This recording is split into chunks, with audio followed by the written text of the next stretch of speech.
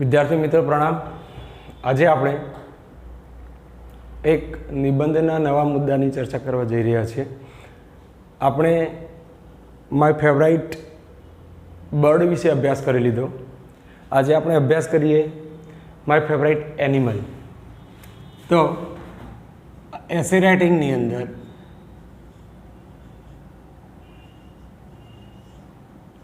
My favourite animal એ આપણે પહેલાં નક્કી કરીએ. આપણે એક એવો નિબંધ શીખીએ પ્રાણી વિશે, હિંસક પ્રાણી, વાઇલ્ડ એનિમલ વિશે. કારણ કે પેટ એનિમલ તો તમને ફાવી જાય. My favourite animal the dog, એ ડોગ લખી દો એટલે એ ફાવે. પણ the lion, the tiger, the cheetah, નવમા ધોરણમાં તમે આવશો, નવમા ધોરણમાં તમે જે ભણીને ગયા એ બધા જોયું હશે કે પહેલાં જ યુનિટનું નામ હતું ધ ચિતાસ ટીયર્સ, ચિત્તાના આંસુ. હવે આખો પાઠ ચિત્તા વિશે છે. ચિત્તાની માહિતી આપી છે અંદર, facts about the cheetah and the leopard. દીપડા અને ચિત્તા વિશેનો તફાવત આપે છે નવમા ધોરણમાં, પહેલા જ પાઠમાં. છતાંય આપણે લેપર્ડ એટલે ચિત્તો બોલીએ છીએ, ડઝન્ટ મેટર. પણ થોડું બોલો, સાચું બોલો. તો નવમા ધોરણમાં જો અભ્યાસ જ કરતા હોઈએ તો માય ફેવરાઇટ એનિમલ તરીકે ચિત્તા વિશે લખી દો, તો આમે તમે પાઠનો અભ્યાસ કરેલો હોય તો તમને ખૂબ સહેલું પડી જાય. એ પાઠ પૂરો થાય છે એટલે એના સ્વાધ્યાયમાં, રાઇટિંગમાં, લેખનની અંદર ટાઈગર વિશેનો પ્રોજેક્ટ છે, ટાઈગર બનાવવાની મેટર છે.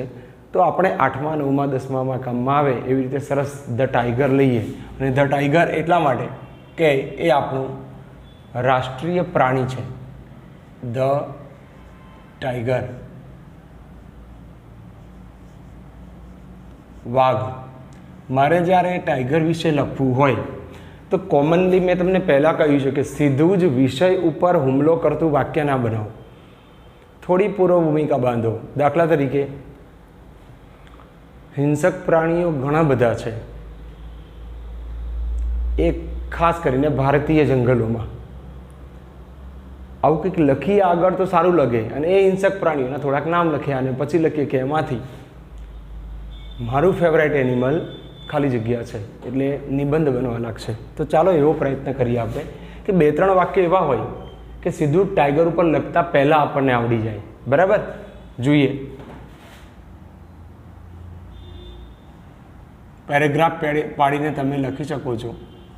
There are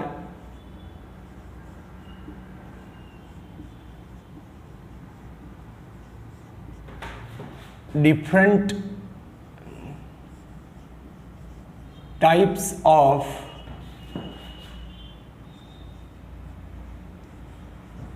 wild animals. There are different types of wild animals in the Indian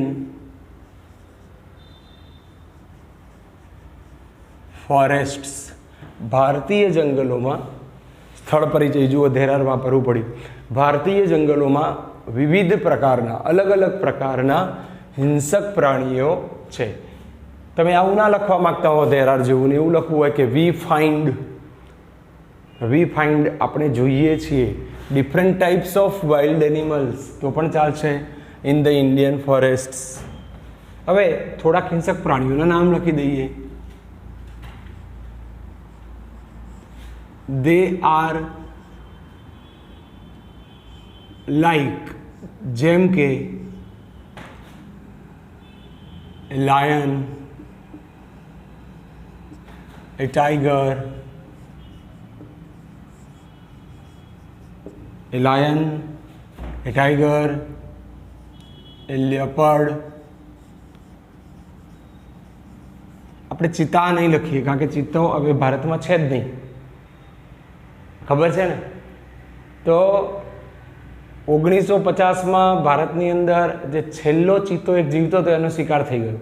1950માં જ્યારે આપણું બંધારણ અસ્તિત્વમાં આવ્યું ભારતનું, એ વખતે ચિત્તાનું બંધારણ ભારતમાંથી પૂરું થઈ ગયું. હવે આપણને આફ્રિકાના જંગલોમાં જોવા મળે છે ચિત્તો.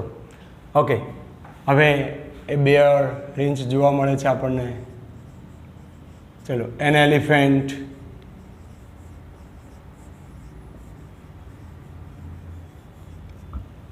કેટલાય હિંસક પ્રાણીઓ છે. A wolf, a fox and many others, અને બીજા ઘણા બધા.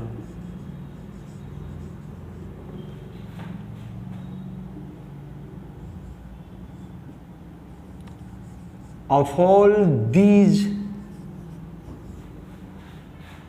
wild animals,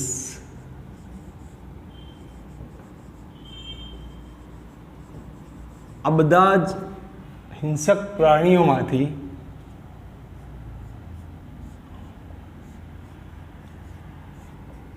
I like the most is a tiger. સમજો, તમે જ્યારે કોઈ પણ ફેવરાઇટ એનિમલ કે બર્ડ વિશે લખવા જાઓ તો આવું ક્રોસમાં લખો તો હજુ આપણે માંડ નિબંધ હવે ચાલુ કર્યો છે, પણ આપણે સીધા જ ટાઈગર વિશે વર્ણન કરવું એના કરતાં બેટર છે આ રીતે લખો તો આટલું તો લખાઈ જ જાય. બરાબર છે ને? આ જરૂરી છે, ફક્ત માર્ક્સ મેળવવાની આ દોડ નથી, પણ આ જરૂરી છે. ચલો, ત્યારબાદ આપણે થોડા આગળ વધીએ તો આગળ કહે છે આપણને, હવે ટાઈગર વિશે આપણે લખવાની શરૂઆત કરીએ તો આપણને પહેલાં આઈડિયા હોવો જોઈએ. પહેલાં જ વાક્ય લખીએ, it is our national animal.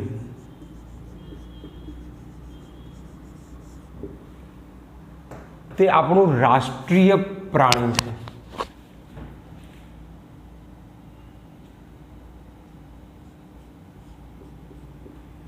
It is found, તે જોવા મળે છે. ક્યાં જોવા મળે છે? ઇન બેંગાલ, અને જનરલી વેસ્ટ બેંગાલમાં જોવા મળે છે, ઇન બેંગાલ. રાજસ્થાનના રણથંભોરની અંદર પણ ટાઈગર સેન્ચ્યુરી છે, વાઘનું અભયારણ્ય. હવે આ જે આપણે જઈએ છીએ, it is found in Bengal. એ સિવાય હવે આપણને ત્યાં જોવા મળે છે. હવે એના દેખાવ ઉપર જતા રહીએ.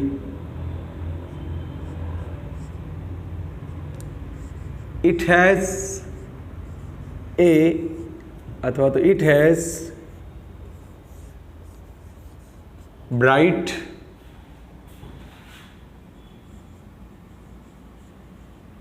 Yellow colour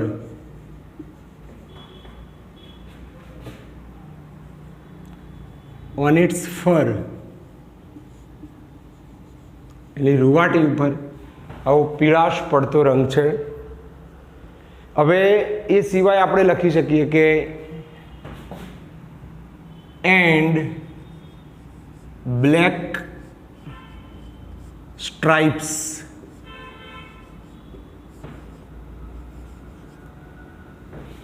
and black stripes on it. અને એ જ રૂવાટીની ઉપર પાછા કાળા પટ્ટા છે. હવે સમજો તમે કે ટાઈગરનું વર્ણન કરવા જઈએ છીએ, પણ અમુક વર્ડ્સ જો ખબર નથી તો આપણને નડવાનું, કારણ કે એ વાઇલ્ડ એનિમલ છે. તો એ સિવાય તમે ધારો તો ચલો આટલે સુધી પહોંચ્યા. એ સિવાય એનું બોડી કેવું છે? It has a long and, એનું બોડી કેવું છે? મસ્ક્યુલર.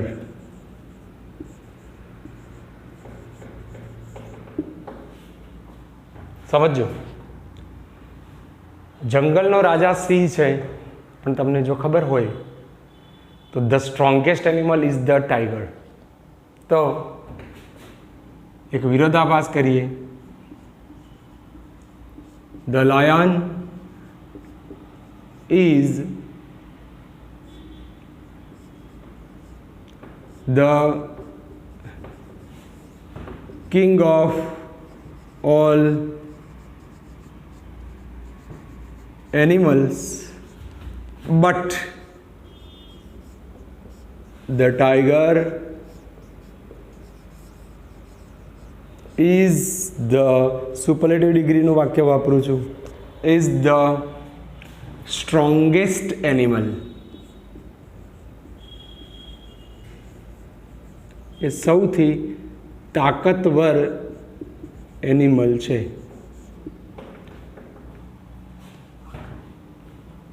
એના દેખાવનું વર્ણન કરતા હતા. It has strong legs,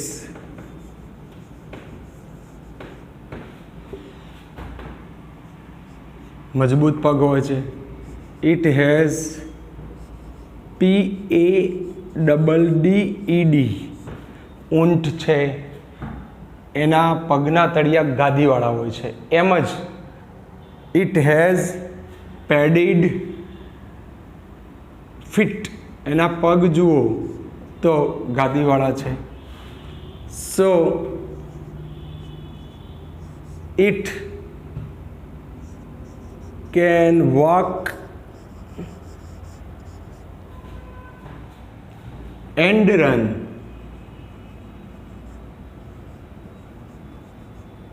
without making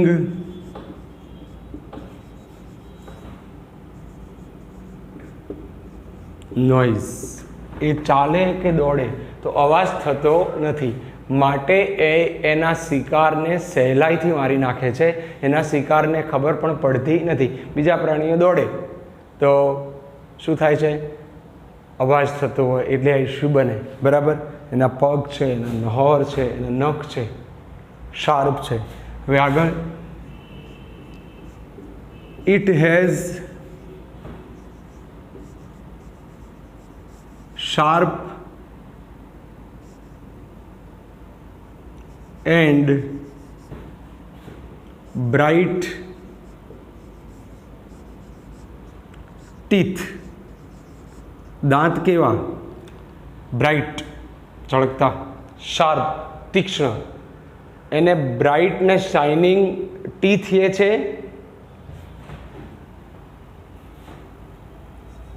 and eyes, આંખોને જોડી દઈએ.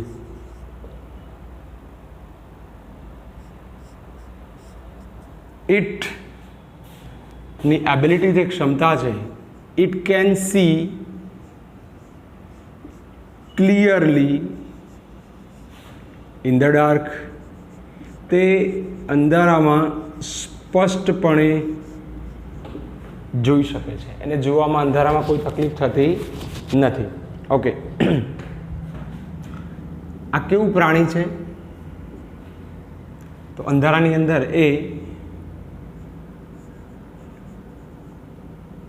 ઇટ ચેઝીસ, ચેઝ પીછો કરવો, it chases and attacks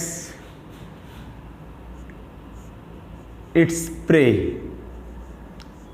PREY prey એટલે પ્રાર્થના, અને PREY પ્રે એટલે શિકાર. It chases and attacks its prey. એ પીછો કરી એના પ્રેની ઉપર, શિકાર ઉપર હુમલો કરે છે. એન્ડ કિલ્સ ઇટ, એને મારી નાખે છે. It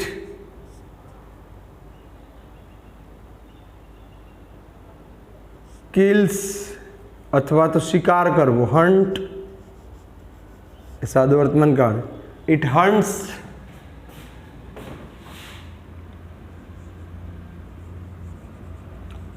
every small, medium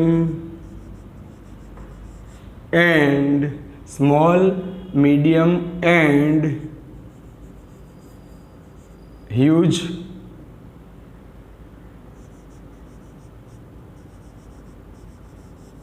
animals for its ફૂડના બદલે આપણે કામ કરીએ ફોર ઇટ્સ મીલ, એના ભોજન માટે એ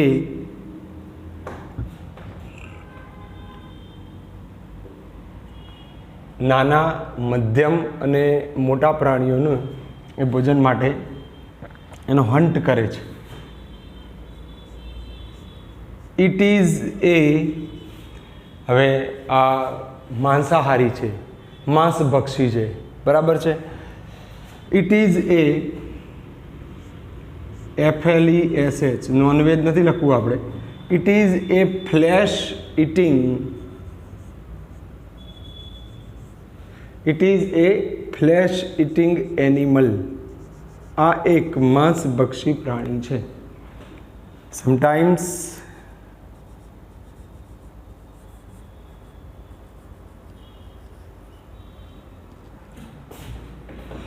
it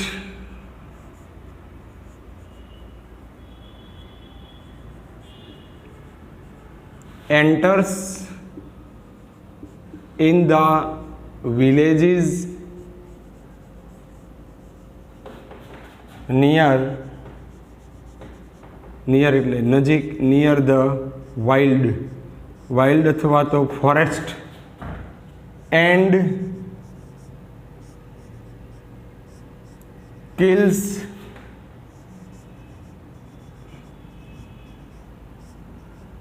ડોમેસ્ટિક એનિમલ્સ, અને પાલતુ પ્રાણીઓ બાંધેલા હોય એને પણ એ મારી નાખે છે. ગામમાં કોઈક વાર પ્રવેશી જાય તો એ આવું કરે છે.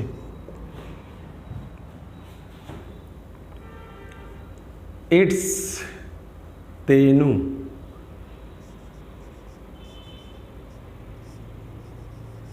હેબિટેટ એટલે રહેઠાણ. Its habitat is the forest.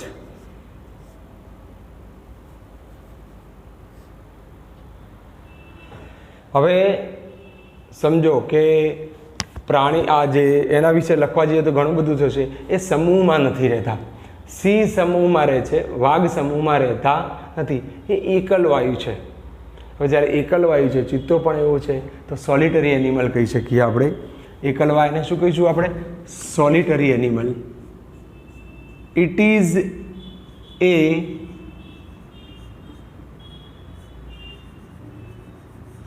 solitary animal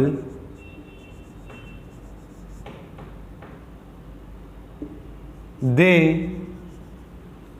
અથવા તો it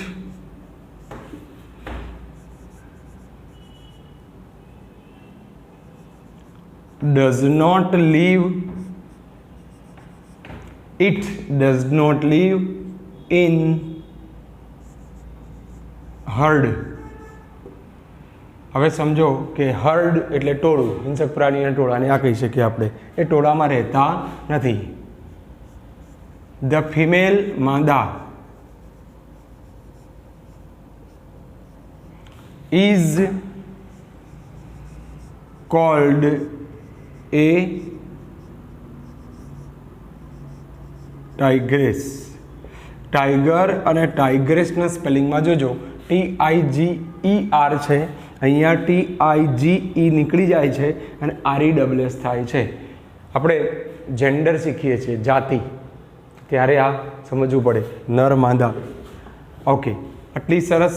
હજુ તો ધારીએ તો ઘણું બધું લખી શકાય એવું છે, પણ જુઓ નવા સ્પેલિંગ્સ કયા છે જોઈ લઈએ આપણે. અને છેલ્લે કહે છે સમટાઈમ્સ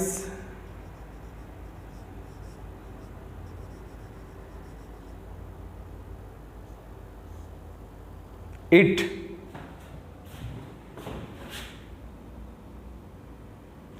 kills the human. તે ઘણી વખતે માણસને પણ મારે છે, તો એને મેન ઈટર કહેવાય છે. શું કહેવાય છે? માનવભક્ષી. So it is called a man eater animal and it is hunted, અને એનો પણ શિકાર કરી નાખે છે માણસ, કે આ માનવભક્ષી છે. એનાથી આગળ જઈએ તો ધ મેન એટલે કે માણસ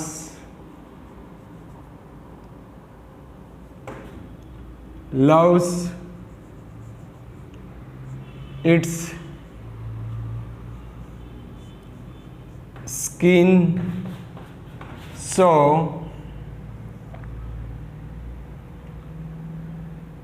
they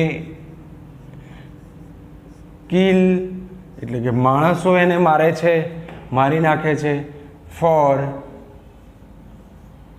its skin and teeth.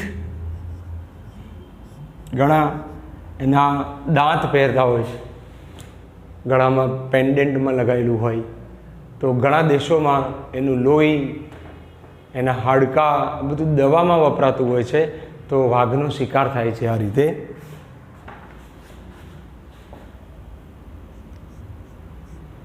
It's ખાલી એસ લખીએ છીએ, એપોસ્ટ્રોફી એસ નથી. Its blood and bone are used for medicinal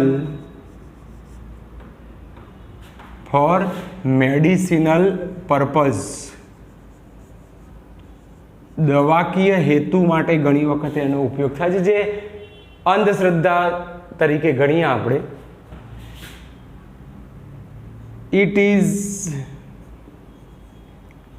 really A beautiful animal.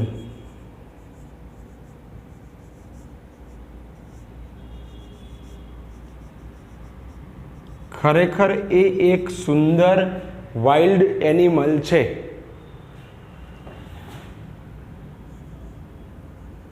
But it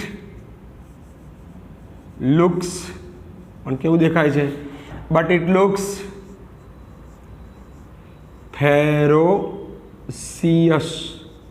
પણ એ વિકરાળ લાગે છે. આમ સુંદર છે પણ વિકરાળીય લાગે છે. બંને ભેગું છે, એનામાં સુંદરતા એ છે. હવે આપણને ક્યાં જોવા મળે છે? વી સી ઇટ, આપણને જોવા મળે છે in circus and in zoo too. તે આપણને સર્કસ અને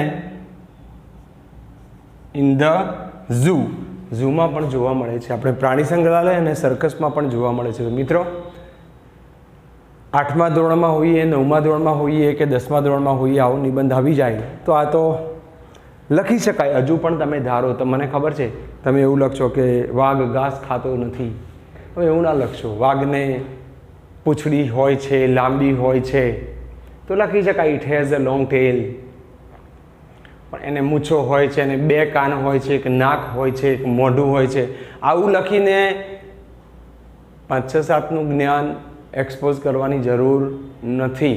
તમારે શું કરવાનું છે? તો ધોરણ પ્રમાણે ભાષા વાપરવી પડશે. તમે તમારા કયા ધોરણમાં છો એ ધ્યાન રાખો. ધારો કે તમે 10મા ધોરણમાં છો તો આ એસેમાં હજુ બદલાવની જરૂર પડશે. જો તમે 11-12માં છો અને આવી જાય તો તમારે એ પ્રમાણે લખવું પડે. ફ્રેન્ડ્સ, એકવાર ફરીથી પુનરાવર્તન કરી લઈએ. એ જોઈએ કે તમારા માટે 8મા ધોરણમાં નવા સ્પેલિંગ કયા હતા. મારા મત પ્રમાણે, તમારા મત પ્રમાણે નહીં. In my opinion there are different types of wild animals in the Indian forest. ભારતીય જંગલોમાં વિવિધ પ્રકારના હિંસક પ્રાણીઓ છે. They are like a lion, a tiger, a leopard, a bear and an elephant, a wolf, a fox and many others. આવા ઘણા બધા છે. ઓફ ઓલ ધીઝ, આ બધામાંથી, of all these wild animals, આ બધા હિંસક પ્રાણીઓમાંથી I like the most is A tiger. મને વાઘ ગમે છે. It is our national animal, એ આપણું રાષ્ટ્રીય પ્રાણી છે. ઇટ ઇઝ ફાઉન્ડ, એ જોવા મળે છે. આ એક પેસિવ વોઇસની રચના છે. It is found in Bengal, વેસ્ટ બેંગાલમાં જોવા મળે છે. It has bright yellow colour on its fur, એની રૂવાટી ઉપર આવો પીળો રંગ છે. And black stripes on it, એના ઉપર પાછા કાળા પટ્ટા છે. It has a long and muscular body. હા, તમારા માટે આ એક મસ્ક્યુલર, મસલ, MUSCLE મસલ, સ્નાયુ, એનું સ્નાયુબદ્ધ શરીર છે. ગણપતિ જેવો નથી ગોળ મટોળ, હાથી જેવો ગોળ મટોળ નથી, મસ્ક્યુલર બોડી છે. The lion is the king of all animals.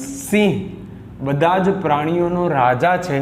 But the tiger is the strongest animal. પણ વાઘ એ તાકાતવર છે, સૌથી તાકાતવર પ્રાણી છે.